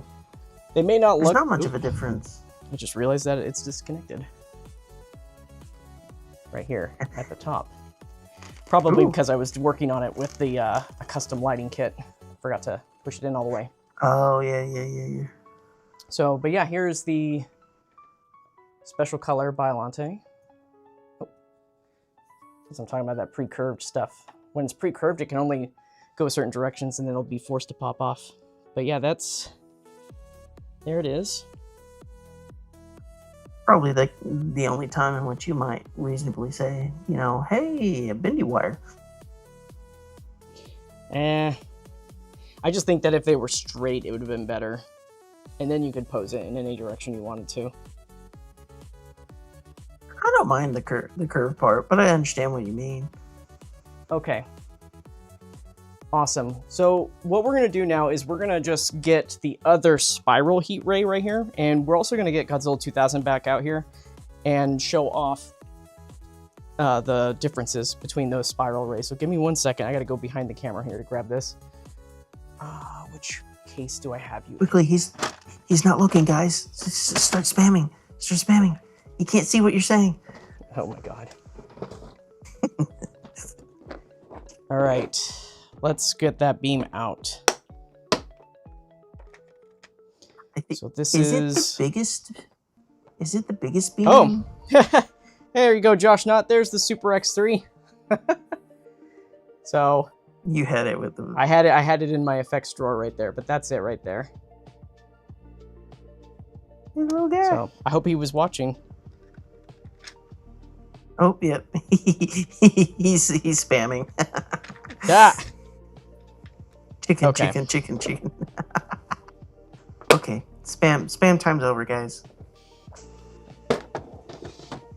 Okay, I'll take care of that in just a second. So let's see what this spiral ray looks like with this figure right here. So I'm gonna just take this one off and we'll just replace it. So this is the Heisei spiral. Josh says he's always watching. Always watching. Where's the... Just a second, I'm looking. There it is. I'm like, where's the hole on this thing? There we go. I think I got kind of lucky when I got my spiral because I got the fire rodan and everything. I paid $100 for it all, which I know that's a little expensive, but I was willing to pay $50 just for the spiral. I won't lie. Yeah. So here's the differences between these spiral rays. So here's the differences. Oh, actually, sorry. 1 second. So here's the differences between these spiral rays. You got one that's from the Heisei, and then you have one from Millennium right here, which is specifically built for 2004. Let's just go from the side views of these guys right here. I have the same base used for it right now, but the Heisei one is definitely thicker. I think it looks the best. It's like so good. You've got red, you got yellows on the outside of it, spiraling around it. This one's okay. It's not bad for a Millennium style. This is okay. It's doable, you know. But let's see what Godzilla 2004 looks like with this spiral effect going here. So let's get that lined up. 1 second. Are the bases the same between the two, or did you? Oh, no, I'm just using. Yeah, I'm just reusing a base right now. Okay. I was like, they look exactly the same. I thought they were different. Yeah, I'm just reusing. So this mouth design is like, it'll still fit, you know. So let's get that more angled. There you go. So this is what Godzilla 2004 looks like with that. It's still got that goldish color at the base of the mouth right there, so that's pretty cool. You know what? Let me get a little bit closer.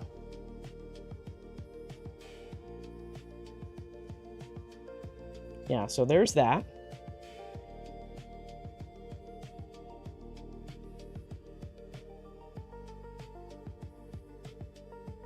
See, if you were doing animations, you could have one like be the smaller version, and then when he goes like full blast, switch to the spiral death ray. Oh yeah, for sure. That would be a great way to do it right there. And then conversely, let's bring out Godzilla 2000 and let's just try these heat rays with Godzilla 2000. So, because I know a lot of you all are curious about that. So here is Godzilla 2000, and let's shove that thing in there. There we go. So there's Godzilla. That beam has been out for a while because there's quite a bit of cat hair all over it. Oh, really? Yeah, a little bit. You can tell from. I've actually had it in that. I've had it in that case that whole time, so maybe I need to clean out the case. But yeah, there it is. There's Godzilla 2000 with that beam effect. Seems to fit pretty nicely. It looks cool, but it's also like, I don't know. It's just not this. It just, I don't know. You don't get this effect with this Godzilla, right? But it's cool, nevertheless, right? And then here is the spiral effect. Now, it kind of really is, because Godzilla 2000's mouth is so large, like it really, the tip of the beam. Big old crocodile. Yeah, it's, like if you look at that, like it's pretty small to go in there. Maybe I won't stick it so far back, maybe more like this and close it. There you go. That's a better fit. So you may have to close the mouth a little bit for a better fit on that. Well, and his breath effect was kind of more fiery, wasn't it? Mm-hmm. Yeah, it was more fiery, less spirally. Yeah. So, but that's what that looks like with that beam. I like the color combo though. The green and the orange. That's actually very nice looking. Yeah. So that's what those guys look like with those beams right there. So, all right. So, and now we are finally at our fun little Q&A session, guys. So at this point, you know, what I'm going to do is I'm just going to pose these guys up here, get these guys all posed up.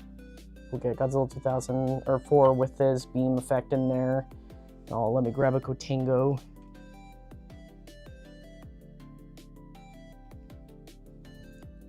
Maybe put the beam effect in the background. That's the thing. It's like maybe we'll do something like that. Yeah, you had the issue yesterday. You're like, yeah. Where does I was like, how am I supposed to get these guys into the same shot? Just have them shooting Gotengo, yeah. Let's see here. All right, and then let me just do some rotation there. There we go. I think that should work. There we go. All right, there it is, guys. We did that. Hooray! We've done it. So, let's see here. The skinnier one is cooler. That's cool if you like that one. I still like. I'm still like the thicker beam for sure. Yeah, but it feels more powerful, but it definitely does. I do like the spiral on the new one. It is very nice. Indeed. So, but yeah, that is. Let me see. I'm trying to move my lights around here so I can get a better lighting up there. Oh, there Josh, it is. That's much better. Josh Knott says he sent you an idea for a closing shot in your DMs. So I had an earlier comment about a closing shot I sent you in your DMs. Oh, okay. I'll take a look at that. All right. So right now, let's see. What time is it? We've got 9:30 here. So it's 9:30 where I'm at least. Give me 1 second. It's 11:30 for me, but thankfully I don't have anything immediate in the morning. Yeah. So we're going to do 15 minutes of Q&A, everybody. 15 minutes of Q&A. It doesn't have to be about this figure. It can be about anything. Anything about the line. We can talk about Destroy All Monsters. This is just kind of just the wind down, chill session of it all. So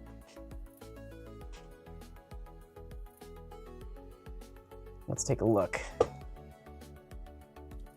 Connell says, 7210, honestly, I like how S.H.MonsterArts does the heat rays over Haya's. I see the comments go back and forth between those. Like, some people really like the Haya beam effect colors, and then other people like the other ones. It tends to go back and forth, you know? I could see the appeal in Haya, where it's just a simple, you just got the beam, you plug it in, and that's it. You know, but some people like the bullet effect, too, at the ends. That's true. I could see where that's actually appealing. Instead of the flared tips. See, I like the MonsterArts way of doing it, because you get a stand, and that just makes life so much easier for posing. You don't, they're not just like blowing heat rays at the ground, because you can't really pose them with, because it's too heavy. So, Growly says, would be cool if Movie Graphic Plus Burning Godzilla would happen to be a Meltdown version. Yeah, I mean, it'd be Meltdown colors, but it wouldn't actually have any modified parts on it. That's the unfortunate part. I think if they do the Meltdown, it'd have to be a proper Meltdown, you know? I think it would be like a Final Battle version, where it would have like the scars for the cuts on his chest. I really do think that what we'll get is a Adult Junior. I think that's what we're going to get for the rep. Yeah, and I think a lot of people would like that, because, yeah. It's a good figure, you know. Let's hear. Josh says, for a closing shot, you should recreate the scene with Monster X holding Gigan back with Gigan attacking him. Oh yeah, another time. What I like to do for the closing shots here is just have just the main figure on display right there. So maybe for something else we can think of things like that. So, but yeah, looking back at some of the older comments over here. I have effect storage too. Yeah, I have like my whole wall has got like, I think I have like 10 tubs of effect parts because I don't have them on display. Too many. So, but yeah. Let's see here. We got Growly saying, yes, I'm half and half on the beams. However, I wish they did something different with the Frost Splash Shimo instead of giving her a blue beam. Not only that, they should have had her mouth open wider. Yeah, I mean, it's probably just a limitation of the sculpt, you know. I'm assuming that's probably what it is, because they are using those movie molds, the CGI models and everything, so it's probably not going to open up wide enough. I mean, even on the MonsterArts, it opens up fairly wide, but not like super wide. It just depends on how high you have the head positioned when that happens. Well, and the design for Shimo is kind of deceptive, because the way that like jaw hinges work is they don't bend where you think they do. They actually bend up higher because your jaw is an L shape. And so a lot of toy manufacturers, it's a common issue of like Jurassic Park, where like they'll put the hinge where you think it is, but then when you open the mouth, it looks really weird because the hinge actually is up above. But it's hard to engineer that. So that's kind of, well, it's like, do you make it where it's like, you get the, make it look right, or do you try to make it like open wide and stuff? So it's always a trick. Yeah. Josh writes, once they do in Movie Graphic Plus of this guy, what sort of paint scheme do you think they'll go for? Or what would you ideally like to see? He's talking to both of us here. I think the idea of doing a blue heat ray charge version would be pretty cool. I think people would probably not like that though for Movie Graphic Plus because it would not come with a blue beam. Yeah, but I wouldn't want a blue beam. Or I would want a blue beam. Yeah, I don't think I can think of another color style besides just an Antarctica color, which is like super blue. But I wouldn't be ecstatic about that either way. And the reissue kind of already is that. So, yeah, I don't know. Growly says, whatever Meltdown comes to the Movie Graphic Plus, I'm sure it'll be pretty neat. Yeah, we'll see what happens. Connell7210 says, when do you think Tamashii will update everyone when Movie Graphic Plus 2014 is going to be released?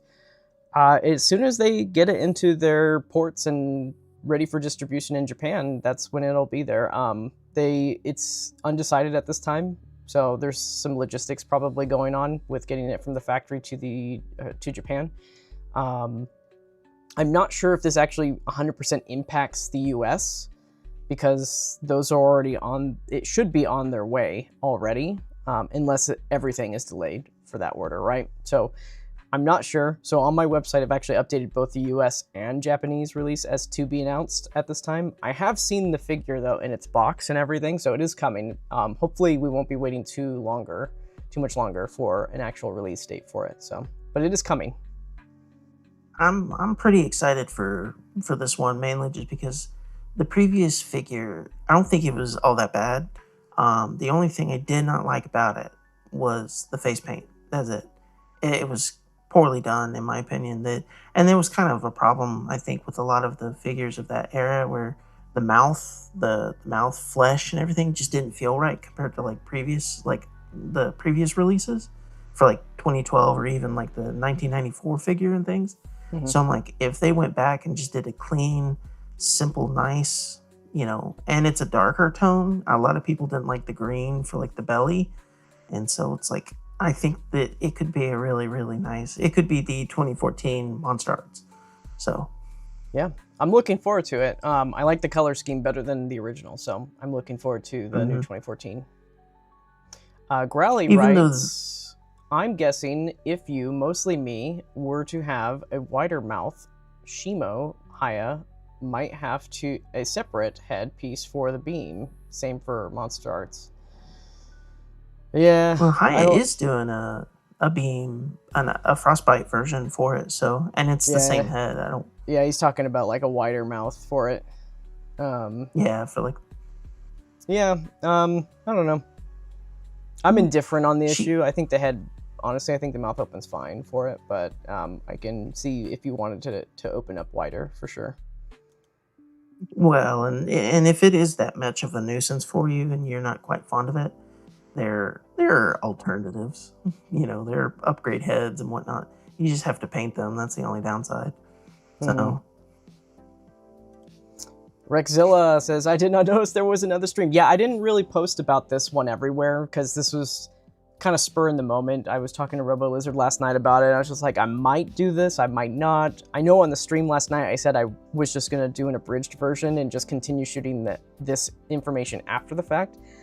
But I decided that because I didn't do a proper comparison of the Gotengo, that might as well just do this stream. It's going to be a lot shorter. We're actually going to wrap it up in about 8 minutes from now. And but the idea is that if you didn't see the Gotengo part, you'll have this part of the stream to watch until I get to the abridged version. So this one's only going to be a 2-hour. Yeah, it's only going to be a 2-hour stream. So. Yep. I have a question. Yeah, and I've asked you this before, but I'm kind of anticipating some other people. San Diego Comic-Con's coming up. Thinking anything's coming? Well, I know there's things coming. Do you think there's anything coming? Oh, I want things to come. Don't get me more like. I've got like a whole like checklist, man. Yeah, there you go. Yeah, I can't speak much about it, but there's some cool stuff that's lined up for MonsterArts to come out, and I think that the reason why we're getting a drought of announcements is because they're saving those announcements to be revealed at Comic-Con, so that they have, more than 2 or 3 pieces. I think that they might have a couple of them. But here's the thing: the general public, if you've been paying attention to MonsterArts, you already know what's coming. You've got Eva Godzilla, you got the Movie Graphic Plus 2001 and 2002 figures on the way. You got Kaiser Ghidorah on the way as well. So those are already 4 figures that are we know that haven't been fully announced and solicited yet, but they're probably going to be at Comic-Con. And then there might be maybe one other one that is going to be brand new that might be announced, maybe 2. We'll see what happens.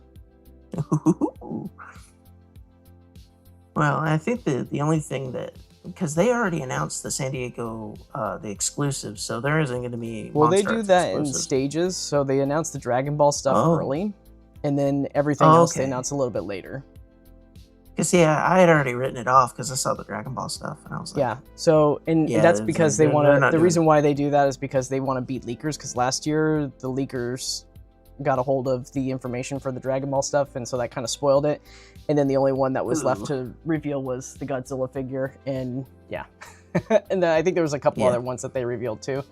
But because the Godzilla figure didn't get leaked, that was the only one that they kept as a shadow tease. So I think that Tamashii got ahead of it this year, and they just said, you know what, we're just dropping the Dragon Ball stuff early. Plus this, I think it was a Naruto figure mixed in there too. But I mean, there's supposed to be more San Diego Comic-Con stuff exclusives. Because I think that was only 5 things that they showed off right there. There's supposed to be a little bit more. Yeah, there was like 3 Dragon Balls, and then, like you said, Naruto. So, and I think last year there was like... Okay. I think so. I think so. Cobain says, cool. Awesome. Growly says, I can't think of what other cool things can come to Movie Graphic Plus as far as Godzilla goes. I mean, it's just basically just Godzilla stuff that's already been done. Like, you could get 72 in more of a charcoal gray coloration instead of its green. That would be cool. Scarlet Earth. That's one that I'm not a big fan of Godzilla Earth, but like the color I think would be really fun Scarlet to Earth have on the shelf. Yeah, Scarlet Earth would be great. If SDCC is another Heisei, I swear. Well, so I don't think they're gonna reveal like a new figure, like that's a Heisei figure. But if you're talking about like the exclusive, I'm not sure that there's going to be an exclusive Godzilla release this year. I haven't heard anything, so this might be a skip year when it comes to exclusives for Godzilla. But we'll see. I'll put it this way. I'll put it this way. Anything that's like an exclusive that's at Comic-Con, it's generally a safe bet that it's going to be an existing figure and it's going to be a hyper color version or like a heat ray variant of a past one. So, yeah, see, I'm hoping for hyper pink evolved personally, but that's mainly just because I like the pink color. That would be pretty cool.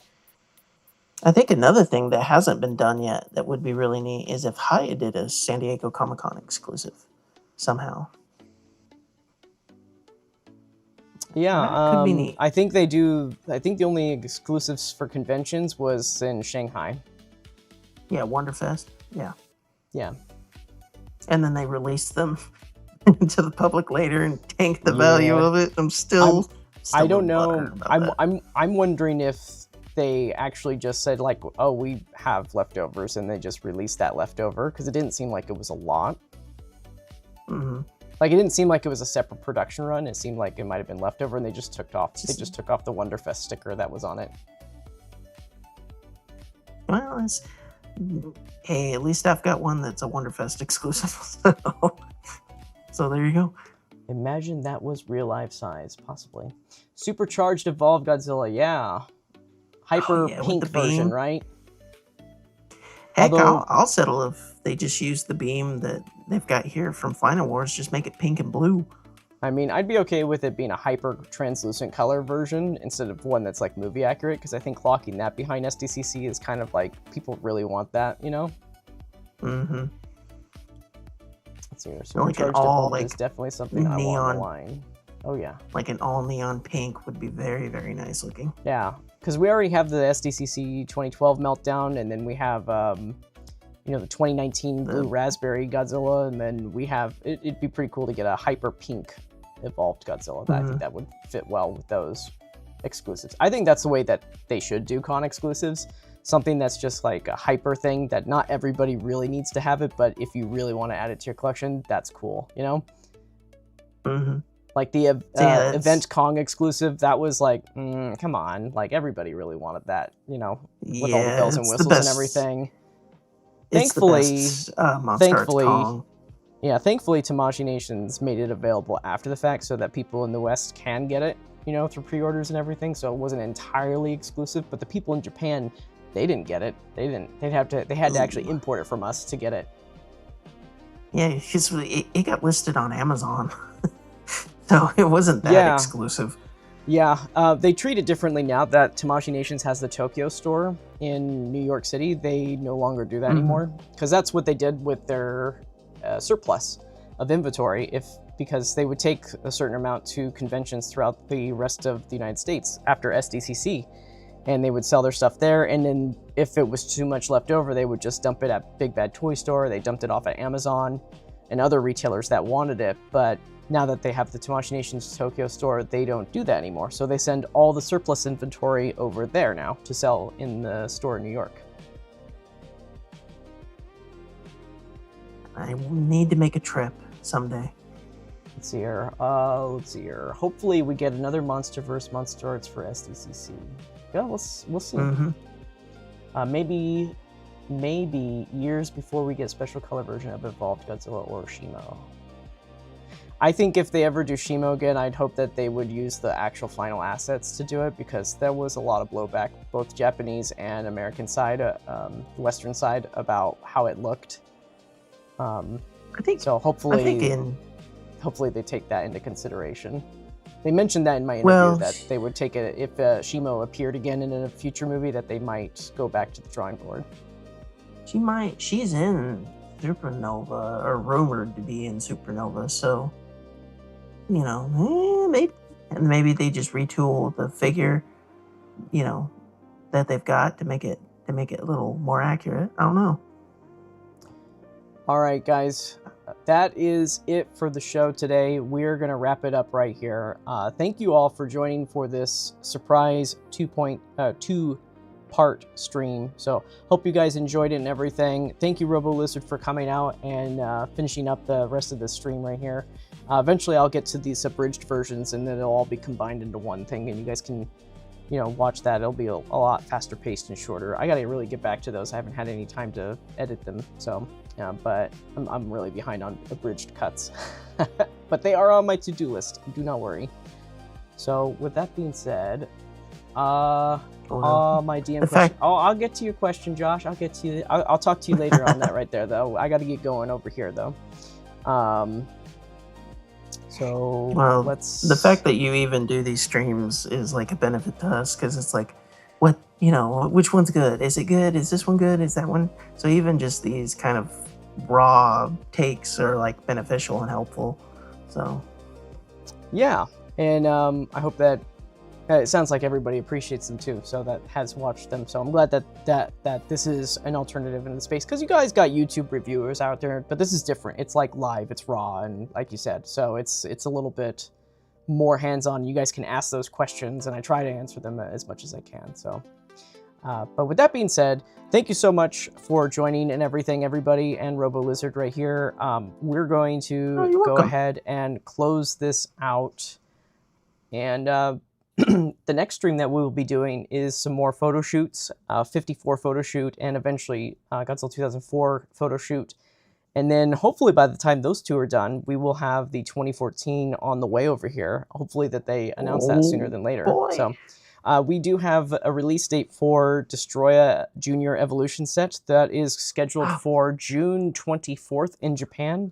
It is a premium Bandai exclusive. That means that it starts shipping on the 24th. So that means I probably will not have that in hand until, let's see here, the following week. So probably the first week of July. And because the 4th of July is on the actual holiday, the holiday's on an actual Saturday, we will probably do that stream on Sunday. So July 5th for that live unboxing. So, okay. Nice. With that being said, everybody, have a good night and everything, and we will see you. We'll catch you on the flippity flop. How's that sound? I like it. All right. I like it a lot. Have a good night, everybody. Night, y'all.